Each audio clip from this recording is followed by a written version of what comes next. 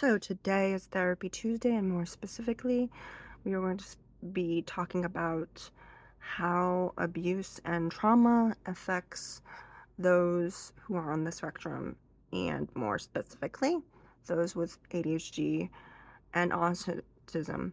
So let's unpack, shall we? I love saying that because that's something that my abuser hated. So now I can use it. Okay, so when you get a child who is abused or bullied or has experienced trauma and develops PTSD, um, normally, as an adult, they get therapy for it. They unpack it and they realize, oh yeah, that was abuse. That was not okay, what I experienced, and they have to kind of look over their entire childhood and see that there was a lot of deception within that part of their life, and when they can acknowledge it, they can move forward. Now, you eventually they'll get over it, right? Yeah, that's what they always say. They say, get over it, you'll get over it. Just get therapy. Just unpack it, unleash it, let it go, let it go. That's the common thing that people will say. And the people that say that are the people that tell you to think positive when you're depressed. In other words, that's bullshit. It's bullshit. It really is. But you get a child that has autism or ADHD or perhaps even both. You get trauma on steroids. You get depression on steroids. You get emotional exhaustion to the point where there's more depression. And you, and what people don't know is people with autism do experience empathy. And that is a deception where people say, oh, they don't experience empathy. No. Often people with autism are empaths, and one of the reasons is because sometimes it's really hard for them to express themselves, and it's really hard to look at someone's facial expressions and the social cues and their body language and find and figure out what they're trying to say, because often uh about what is it, 80% of the human language is literally body language. And so thankfully I had a speech therapist who taught me what these social cues were, but some people do not learn, and it is very confusing. So what does an autistic person do? They become empaths. They naturally become empaths. They feel the energy of others and of the room. And especially when you're an abuse survivor, you have to feel the room. You have to feel what's going on, because you don't know, is my abuser going to be happy today? Is this going to be a good day? What episode are we on today? Is this going to be my ex left me drama, or my family hates me drama? What's going on? Is she going to cry? Is she going to do this? What's happening? So you definitely have to be sensitive. And so me being an empath is because of the abuse, but also because I often did not know what people were trying to say to me without using their words. And you have to be specific with me when you say, hey, this is what's going on. And some of my family still doesn't get that. They still don't understand that you need to be very, very literal. You need to say exactly what it is you want me to do. You can't just expect me to say 3 words and then expect me to come up with the rest. I'm not a mind reader. Just be honest. If you don't want me to do something, or you don't want me to do something in a certain way, you gotta tell me. You can't just use body language or ignore me, or whatever it is. So definitely, im- the empathic abilities are enhanced because you have to feel your way around. It's the same thing as if you were blind. What would you do if you couldn't see? Well, you would use your hearing. So definitely emotions are heightened when you have autism, and when you have heightened emotion, you're very aware of what others are feeling, and you feel the energy. And I since I was 13, I've been able to feel people's energy. I've been able to look at a face and just say, I know what kind of person you are. And it really frightened me at first, but then I realized that this was a gift. This wasn't something that everybody had, and it wasn't apparent until um I was alone with this girl. And so there was this girl, and I was 13 and she was 17, okay? Just to be clear. And this guy comes on, he reeks of cigarettes and alcohol. He is greasy.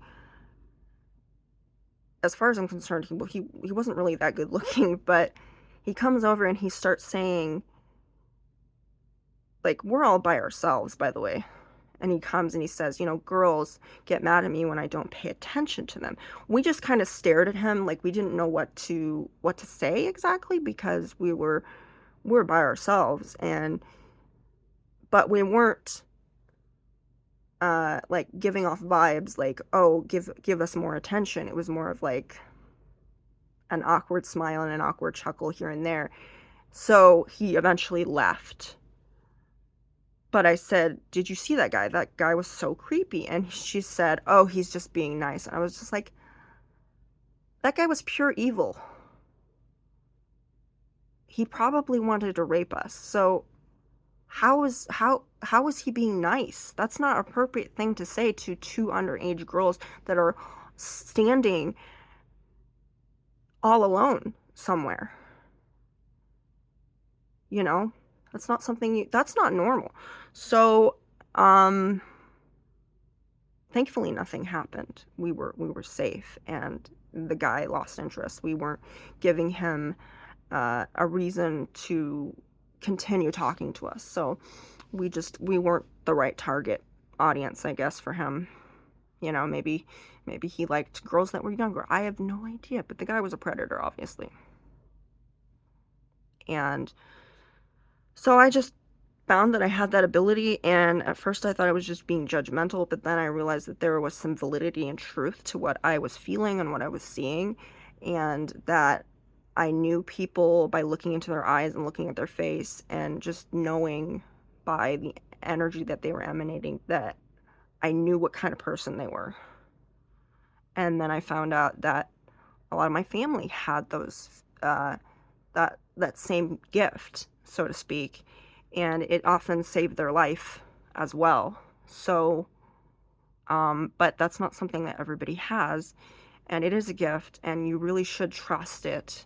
If you feel nauseated, or you feel sick, or you feel like somebody is telling you within your mind to get out, listen to it. Do not deny that voice, because it may save your life. Don't think. I know when you come from a conservative Christian background that you tend to think, oh dear, is this from a different force? Is it Satan? Is it this? But I can tell you this is probably something that God gave you to help you survive. It is a God-given gift, and God gave it to you for a reason, and you should trust that. If you don't trust that, trust God. And just trust your own instincts and your own abilities, because you might find yourself in a situation where it is dangerous and that voice is telling you to get out of there, and just at that moment, as you get out of there, you have left a very dangerous situation. So that's what I'm gonna leave you with. But also, coming back to the trauma and the PTSD. So when you have trauma and PTSD and you are on the spectrum, trauma is really hard to get rid of. It's really hard to get through.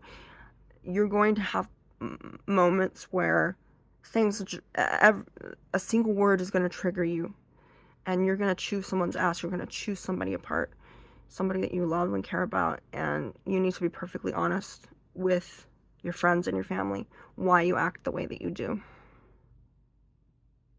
and realize where that comes from. And when you're able to realize why you're triggered, and you explain it to your friends and family, that will really help a lot. Another thing is, yeah, it's easy to say, get over it, let it go. But do you really get over abuse? Do you really get over PTSD? Do you really get over trauma? Because I think trauma leaves a mark, it leaves a scar, and you're always going to be reminded by it. You're always going to see that scar. But in order um, to heal, you have to open up old wounds, which means you do have to be triggered one way or another, and you do have to unleash your inner Rottweiler, so to speak. And if you want to know what my personality as a dog is, probably a Rottweiler. Rottweilers are fiercely loyal, they're loving, they're sweet, they're goofy, they growl at you for fun, but when you cross them, they'll show their teeth. They will tear you apart. And it's not because they're bad or they're evil, it's because they have teeth. They are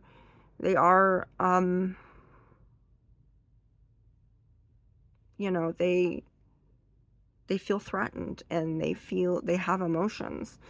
And if they're feeling that they're threatened or they're scared, yes, they will attack. And any animal is capable of doing that. Whether it's a ferret or a guinea pig, if it has teeth, it is capable of biting you. Okay? Just like we are. We can be wonderful people, good people, kind people. We wake up every day and do good deeds. But you push a person enough, yes, things will turn ugly. It's not because you're an ugly person. It's just because you've been hurt and you don't want to be hurt again. And so sometimes you unleash that inner Rottweiler and you lash out at people. And then when you look and you're like, oh, sorry, that was not intended for you. It was intended for the person that hurt me.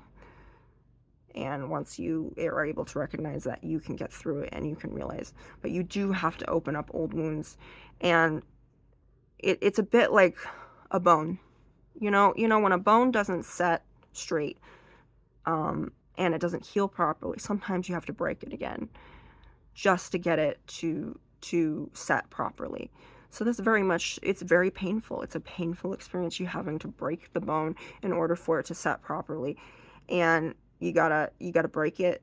You gotta break yourself, and then hopefully those two parts will come back together again. They'll heal. It'll never be like it was before, obviously, but you will be stronger. And yes, you do have to bleed. You do have to cry. You have to hurt in order to heal. There is, since I am a fan of Hellraiser, there has to be pain before there's pleasure, okay? There is pleasure beyond pain. Not meaning to be kinky, but it's true. You do have to go through pain in order to heal. That's part of the healing process. And I wish it wasn't that way, but it is. It is that way. You have to open up these wounds and break these bones and bleed before you can sew them together and before you can fully heal. And I heard this one time. I did not like this. There was somebody that said you have to be triggered in order to heal. I didn't like that. But I look back and I realize that that's really true. You do have to trigger yourself. And I'm not saying that you should go out of your way and go to places that terrible things happen to you. I'm not saying that you have to talk to the people that hurt you or tell them that you forgave them, because there are ways of forgiving the people that have hurt you without actually going up to them and hugging them. There are ways of the whole point of forgiving someone is not saying, oh, you hurt me, that's okay. The whole point of forgiving someone is saying, what you did to me was horrible, but I am not going to allow you to hurt me every day of my life. And so it's letting go of your anger, and it's letting go of that control that they have over you. And if you cannot let go of the anger, they are going to hurt you and stab you, and those wounds will never heal. Because if you have a wound and someone keeps stabbing it, is it going to heal? No, it's not. It's not going to heal. So you have to withdraw yourself from that knife. You have to realize, okay, I'm putting myself in the direction of the knife, and I'm heading towards it, and you need to back away from it. You need to say, okay, my abuser isn't here. I'm not talking to them. I don't, maybe they've died, maybe they live in another state, another country, maybe you moved far away from them, whatever the reason, and why they're not there, but don't allow them to have space in your head. I know it's really hard, because when you first get out of an abusive situation or an abusive home, there's something that's called an inner abuser. You know your abuser really well, whether it's an ex, a parent, a family member. You know them really well. You know them so well. You know how they think, and somehow that psyche, that way of thinking, is in your brain. So you know what they're going to say. You know what they're going to tell you. You know every response. So essentially that follows you when you gain your independence, when you're free of the abuse. So you have to acknowledge that's not your voice. That is the inner abuser. That is the little abuser that lives in your head. This inner abuser does not pay rent. They don't pay your bills.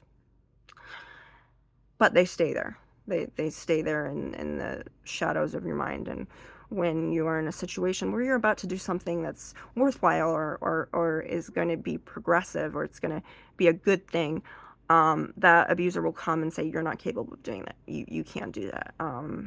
Why are you doing this? It's just a doubtful voice. It's like the demon on your shoulder, so to speak. And people who have experienced abuse have that little demon. They have their mother or their father on their shoulder telling them that they're not capable of doing whatever it is. And I have had my abuser tell me, you know, I know you, and you're not capable of living on your own. I know you, I know what you're capable of. And so that definitely follows you. And it's hard to get rid of. But after a while, that voice will get a little bit fainter, a little bit, it'll fade. Eventually, you'll be able to differentiate that you are capable of it, you are able to be happy, and you are an amazing individual that deserves happiness, and you're not a disappointment. And it was never about that you weren't good enough. It was never about that you weren't perfect enough. For some abusers, perfect is a very high standard, and it is something that is probably impossible for you to reach, because perfect is just not perfect enough for them. It's not going to be enough. You will go through the hoops, you'll follow the rules, you'll do everything, but the bar will always be higher, and you're going to have to set your own bar. You're going to have to set your own goals and set your own ideals, and realize that's not realistic. You can't live like that. You can't live with guilt and shame your whole life. You can't have it rule your life like that. You have to move on, and you have to learn to love yourself. And when you learn to love yourself, you can learn to love others. If you stop criticizing and stop judging yourself, you will find that you are not critical and judgmental of others. That's just the way it is. God helps those that help themselves. So really work on yourself before you work on others, is all I'm saying. Is you should. And it's a journey. It's not something that that's gonna happen overnight. You're not gonna find yourself all of a sudden free of all of these PTSD symptoms. You're gonna have to get through it, and it's a very slow process, especially with ADHD and autism. It makes it very difficult. And I don't think adults understand that when they abuse a child, that abuse stays with them for a very long time. And it can take their entire life to get over it. And it destroys their happiness. It ruins the hope and the light that they have in their life later on. And when they want to accomplish things, they procrastinate. They have insecurities. Eventually, these insecurities can turn into even greater problems, such as anorexia, eating disorders, all sorts of things, and substance abuse, alcohol, and essentially you try to self-medicate. Uh, is often what happens. And with someone who has autism or ADHD, when you think of alcohol, this is one of the things I've actually read. When you have ADHD, you can actually drink a little bit more. You can drink more than the average person, but that doesn't mean that you should. I've had this experience myself. Is drinking amplifies. It is a depressant, so it's going to amplify depression. And when you have autism and you experience depression times 10, alcohol is going to create a complete crash and burn. It can.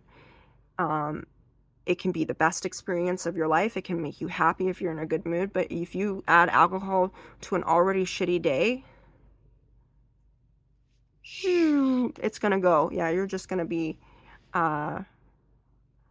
very depressed. You're going to be mega depressed. So you already experience depression on a whole nother level. You experience emotions on a whole other plane. But add some alcohol to this cocktail of insecurity and depression and emotional exhaustion, you will get a ultimate crash and burn, and you will feel like you're losing your mind. You will also experience you'll feel like a lump, and it's not good. So I don't encourage anybody who has autism or ADHD or both to use alcohol as a form of therapy. Alcohol is not a person.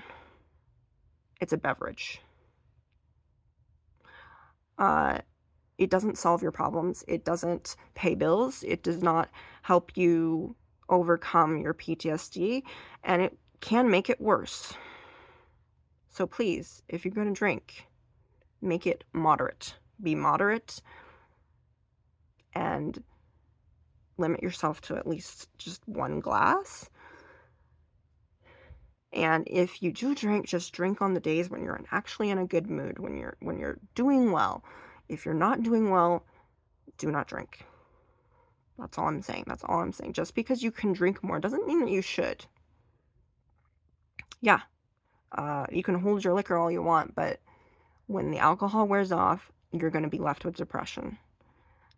Times 20 is what's going to happen. So I recommend moderation with anything that you do, whether it's food, drink, alcohol, whatever. Don't overdo it, because it's not going to solve your problem. As I said, alcohol is not a therapist. It can make you feel fun, and it can make you feel high, and it can make you feel like you're living on cloud 9, but just know that it has a side effect, and being a depressant, it's going to cause more depression, and we don't want that.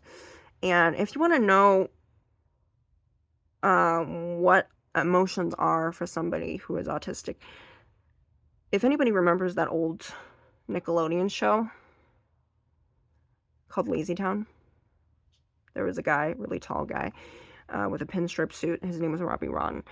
He is all over the place, falling over, and gesturing and blinking and hitting his head and doing all of these things that is just very autistic. And the reason being is because the man that did that was neurodivergent. He had Tourette's, which is considered to be neurodivergent, and he also had ADHD. So Robbie Broughton is very much a neurodivergent icon.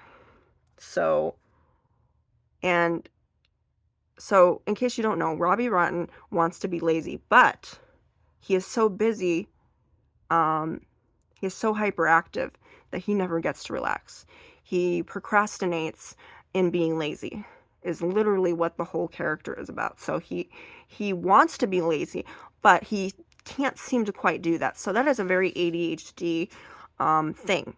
You have two personalities when you have ADHD. One personality just wants to just take it easy and is this crunchy hippie kind of thing going, and the other one wants to just run a marathon. Now, sometimes these two personalities just fight so much that you end up not doing anything. Sometimes the the more energetic personality takes over and you end up getting a shitload of stuff done. Other times you just end up staring at the TV or your phone or your computer and you end up doing nothing.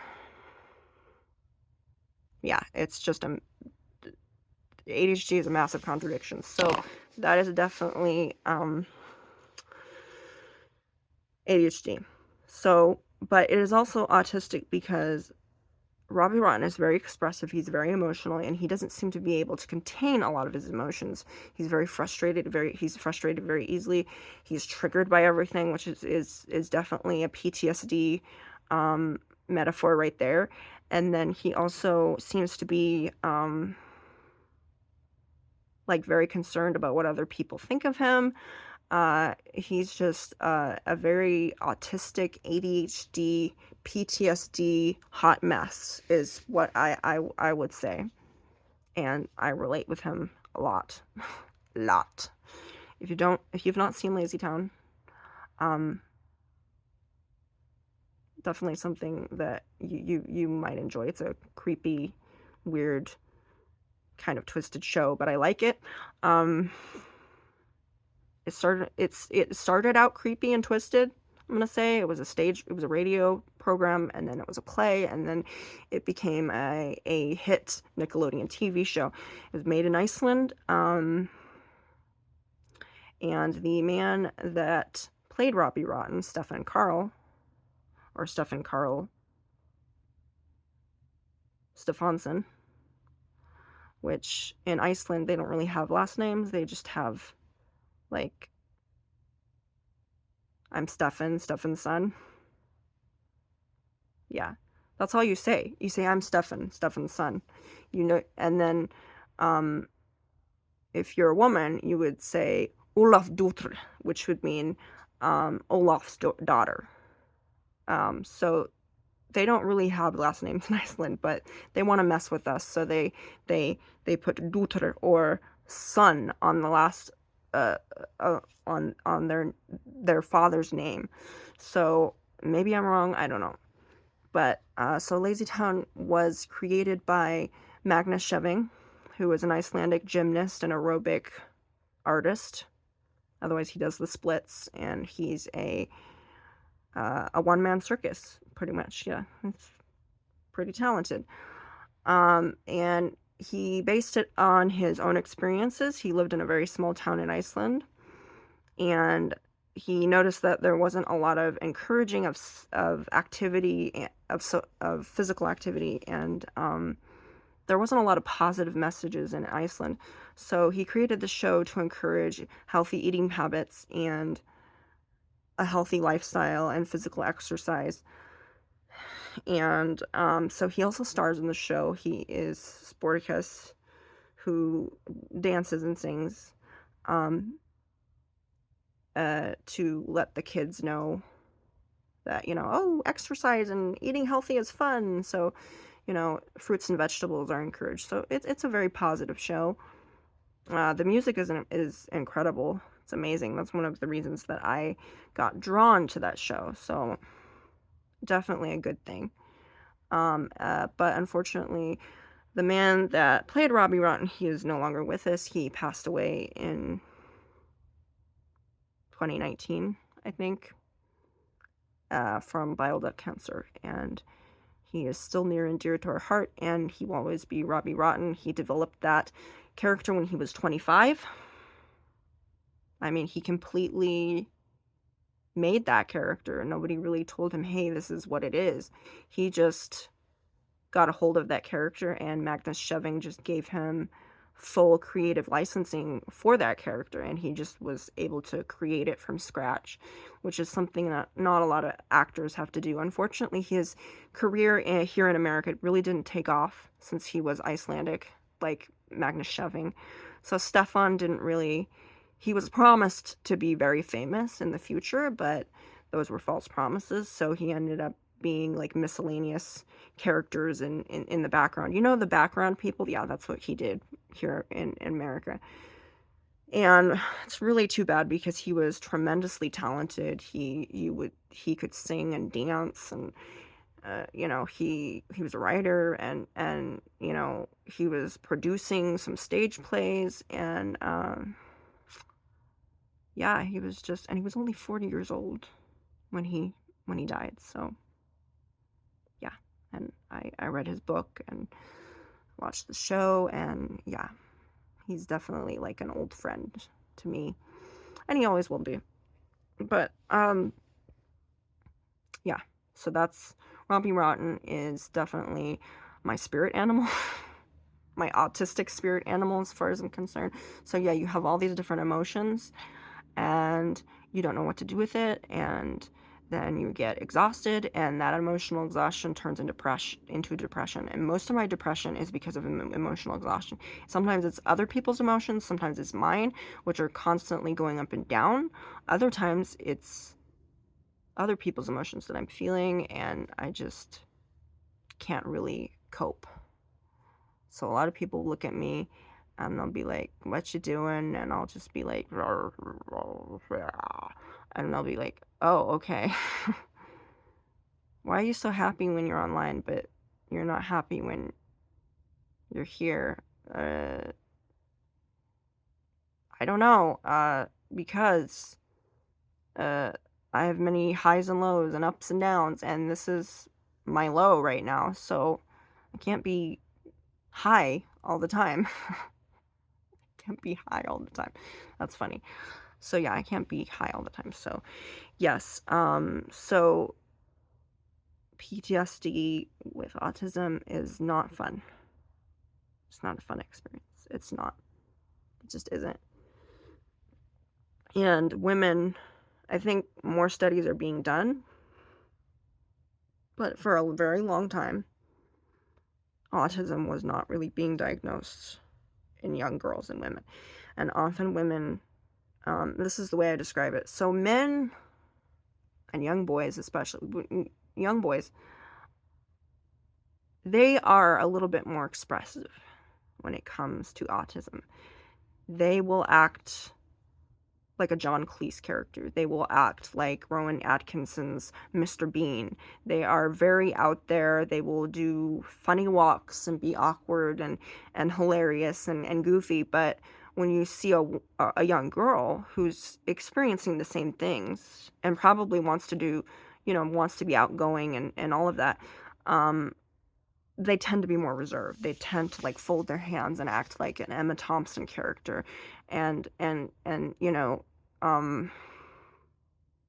they're often the young girl that's in the corner reading a book and not socializing with anybody, and nobody worries about them because they're not hitting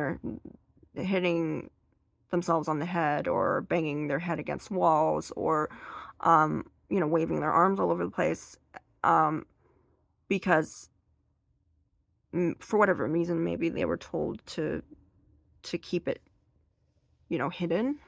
And there's a lot of pressure with young women and young girls. Not that men and young boys don't get pressure. They get pressure. They just get a different kind of pressure. And guys, especially when they're teenagers, um, sometimes they're not like very self-conscious about their behavior until they hit a certain age where they actually realize, oh, people are watching me. But girls, on the other hand, they are always criticized about their weight and their shape and their size, and how much makeup they're wearing. So you hide a lot. A young lady hides a lot behind her smile, and she hides a lot behind the makeup and fancy clothes and just the overall, um, everything is okay routine. So that's probably one of the reasons young girls for many years were not diagnosed. And I'm not saying this as a generalized statement, as saying all girls and all boys are like this. I'm sure there are different aspects on each in each gender. I'm sure there are and young boys that are more reserved, and I'm sure there's girls that are more expressive. But this is just from my observation, from my experience, from the friends that I've had, and also just the videos I've seen, and just from my own experience yet again. Um, Maybe you've experienced something different where guys are more reserved or girls are more out there. I don't know. It just depends on what you've dealt with in your lifetime. So I'm not saying that this is fact. This is not fact. This is just my observation. So please don't take this to heart and don't look at me and say, that's not true. Well, yeah, it might not be true to you, but it's true to me. So just take what I say with a grain of salt and don't assume that everything that I say is absolutely literal. Sometimes I might sound like I'm making a statement, but I'm not. I'm making an observation. Now, somebody could make an observation on the same exact subject and see something completely different, and that is okay. We have different brains and we see different things, and we are two different people. So there's no judgment there. So, yes, you can argue with me, but let's not, because we are different people. We're going to have different opinions, and let's agree to disagree. Let's say, okay, you see it this way and I see it that way. So, and that's that's fine. But I'm just saying this because this is what I've seen.